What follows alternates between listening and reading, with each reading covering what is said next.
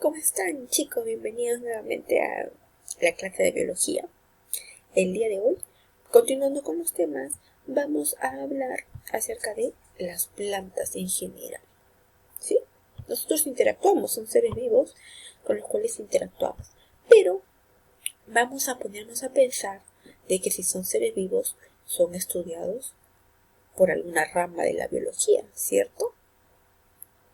Y es ahí donde viene a tallar la botánica. ¿Ustedes han escuchado hablar de la botánica? Por supuesto que sí.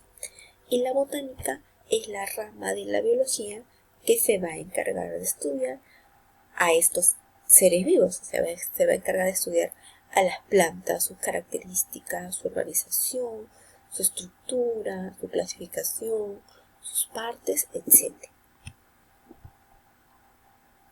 Antecedentes. Mira, más o menos esta ciencia, hablamos de la botánica, ¿sí? Nace aproximadamente junto con la agricultura alrededor del año 9000 a 7000 antes de Cristo, ¿sí? Pero su estudio va a comenzar a adquirir mayor relevancia hace unos 2300 años atrás, es decir, aproximadamente en el siglo IV antes de Cristo, cuando ya en Grecia un filósofo llamado Teofrasto, ¿sí?, a quien nosotros le consideramos padre de la botánica, empieza a publicar tratados, o sea, empieza a publicar sus primeros estudios acerca de estos organismos, ¿no? Él empieza a estudiar las plantas y empieza a publicar esas cosas en los denominados tratados, y es por eso que se le considera el padre de la botánica, ¿sí? Todos esos conocimientos, ahí está Teofrasto. Todos esos conocimientos, ¿sí?, van a tener una influencia muy fuerte hasta el siglo XVII. Y aproximadamente en el año 1665 es recién donde aparece Robert Hooke. Ya cuando hablamos de una tecnología un poquito más avanzada, ¿sí?, él tenía un microscopio rudimentario, él empieza a descubrir la célula, él descubrió la célula vegetal, ¿sí? Y ya para el año 1838 el botánico alemán Matthias Schleiden postula que todas las plantas están hechas a base de unidades llamadas células. ¿Qué son las plantas? ¿Sí? Son organismos multicelulares o pluricelulares, ¿sí?, que pueden realizar el proceso llamado fotosíntesis, que es el proceso mediante el cual ellos pueden producir su propio alimento, ¿sí?, gracias a que contienen el pigmento clorofila, que es el pigmento que le da el color verde a las plantas. Este pigmento está dentro de los cloroplastos y gracias a estas organelas, estas plantas pueden fabricar su propio alimento, pueden realizar la fotosíntesis, ¿sí? Estas plantas están rodeadas, sus células poseen una pared celular, ya lo habíamos visto, que contiene una sustancia llamada celulosa. También estas células vegetales almacenan grandes cantidades de agua en organelas llamadas vacuolas. Vamos a ver las características generales de las plantas, ¿sí? Ya. Son organismos multicelulares o pluricelulares, como ya les había mencionado. Algunas pueden ser acuáticas, otras terrestres. Carecen de locomoción. Se refiere a que ellas no se pueden desplazar, pero sí se pueden mover. Recuerda que las plantas pueden moverse, pero no pueden desplazarse. O sea, no van a caminar, no van a estar hoy día acá y mañana 2 metros más allá. Ellas no se desplazan, pero sí se mueven por acción del viento, ¿sí? De repente una planta carnívora por algún estímulo se mueve. El girasol por el estímulo del sol siempre va a girar hacia el sol. Se mueve, pero no se desplaza, ¿sí? Todas las plantas poseen un pigmento verde llamado clorofila, que es el que les permite realizar la fotosíntesis, ¿ya? Ellas son autótrofas porque fabrican su propio alimento y además también producen oxígeno mediante este proceso llamado fotosíntesis y lo van a liberar al medio ambiente. Este oxígeno nos sirve a nosotros para poder sobrevivir. Las plantas tienen una importancia, las plantas son muy importantes, ¿sí? Por ejemplo, nos sirven de alimento.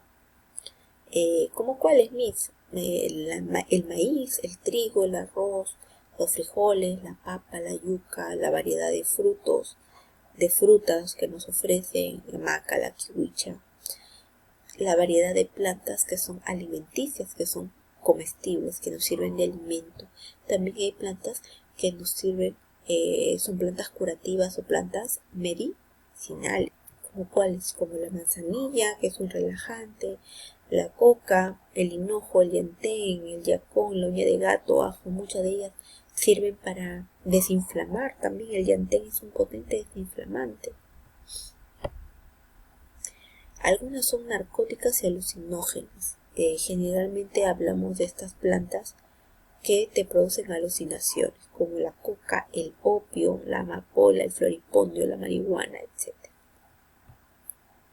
Y muchas de ellas, de estas plantas, también sirven y participan en la industria, como la cebada, que nos va a servir, por ejemplo, para producir cerveza, el tabaco, cigarrillos, el algodón, producir prendas, el caucho, las llantas, el pino y el cedro y cualquier árbol maderero que nos sirve pues para producir muebles, materiales fabricados a base de madera, pues, ¿no? Esta es la importancia de las plantas. También hay algunas que nos sirven de ornamentos, son plantas ornamentales. ¿Qué significa esto, Miss? Por ejemplo, tú cuando has ido a un matrimonio, bueno, cuando se podía, ¿te has dado cuenta que siempre está decorado? Sí, ¿no? ¿Y decorado con qué? Con plantas. Está decorado con rosas, con flores, con claveles, ¿cierto? Decoración. Cuando hablamos de plantas ornamentales, nos referimos a las plantas que sirven de decoración, ¿sí? Que sirven de adorno. Por eso en el Día de las Madres regalamos rosas, flores también, porque sirven de obsequio, ¿no? Ahí está. Y aquellos grupos de plantas que crecen de forma natural. Cuando has viajado, si es que has tenido la oportunidad de viajar en bus y has visto a los lados de la carretera, generalmente se ve vegetación, ¿no? Si viajamos hacia la selva, pues vamos a ver una vegetación más abundante. Pero si viajamos de repente a la sierra, vas a ver vegetación no tan abundante, pero la vas a ver. Vas a ver árboles de eucalipto, generalmente vas a ver molle, etcétera. Pero esas plantas, ¿alguien las sembró? Pues no, esas plantas no han sido sembradas por alguien, sino que crecen de manera natural. Por eso dice plantas en forma natural y tienen gran valor en cuanto a su producción de oxígeno, ¿sí? Porque al crecer de forma natural nos brindan también gran cantidad de oxígeno que es importante para el planeta. Además que sirve también de vivienda para muchas aves e insectos, ¿sí? Estos árboles como los eucaliptos, las poncianas, los robles, sauces, molles, palmeras, etcétera, ¿sí? Brindan oxígeno y sirven de vivienda para muchas aves. Y también las plantas intervienen en la formación de los suelos. ¿Por qué? Porque sus raíces, las raíces de las plantas, van a empezar a desgastar las rocas, ¿sí? Como en el caso de los musgos, y esto permite la renovación del suelo. La diferencia principal entre animales y plantas tenemos, bueno, la forma exterior, que es resaltante a la vista. La función de nutrición, los animales son heterótrofos, mientras que las plantas son autótrofas. La función de relación, la manera en cómo se relacionan con el medio. Recuerden que los vegetales también responden a estímulos, sí, pero los animales van a responder a mayor cantidad de estímulos, ¿sí? Por lo mismo que tienen grandes terminaciones nerviosas y esto le permite responder con una mayor cantidad de probabilidades para responder a los estímulos que se le presenten en el tiempo, ¿no?